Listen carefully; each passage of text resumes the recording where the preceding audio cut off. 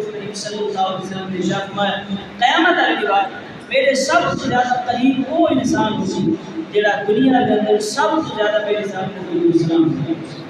جتنا زیادہ درود و سلام محبوب علیہ السلام اتنا زیادہ اپنا قرب ادا کرتے ہیں۔ کچھ لوگ اعتراض کریں کہ محبوب علیہ السلام کی ذات درود و سلام پڑھنے سدا عقیدہ ہے کہ کائنات میں کہیں کوشش ہوتا ہے، کوئی انسان کتنا ہی بھی ہو، کوئی انسان کائنات میں کہیں کوشش ہو کتنا ہی بھی ہو وہ محبوب علیہ السلام دل دے نال درود و سلام پڑھے تو محبوب علیہ السلام سنتے بھی ہیں اور جواب بھی ہیں۔ سارا عقیدہ ہے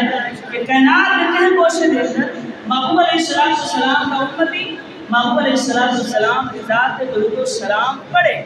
تا محبوب علیہ السلام کو پہچان دے۔ روایات کے اندر آتا ہے کہ محبوب علیہ السلام کو بھی جان دے، انہیں پیو کو بھی جان دے، انہیں دادے کو بھی جان دے۔ محبوب علیہ السلام باقاعدہ انہیں نام ہی نہیں جواب دے۔ لیکن کچھ لوگ آدم کہ نہیں،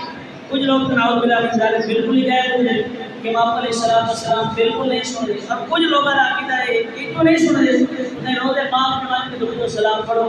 تب محبوب علیہ السلام سن دیں۔ تو اگر محبوب علیہ السلام کی ذات کے میں شروع کے اندر عرض کی ہے کہ تعظیم مصطفیٰ دے پر علماء شامل ہے کہ عقیدہ شامل ہے کہ محبوب علیہ السلام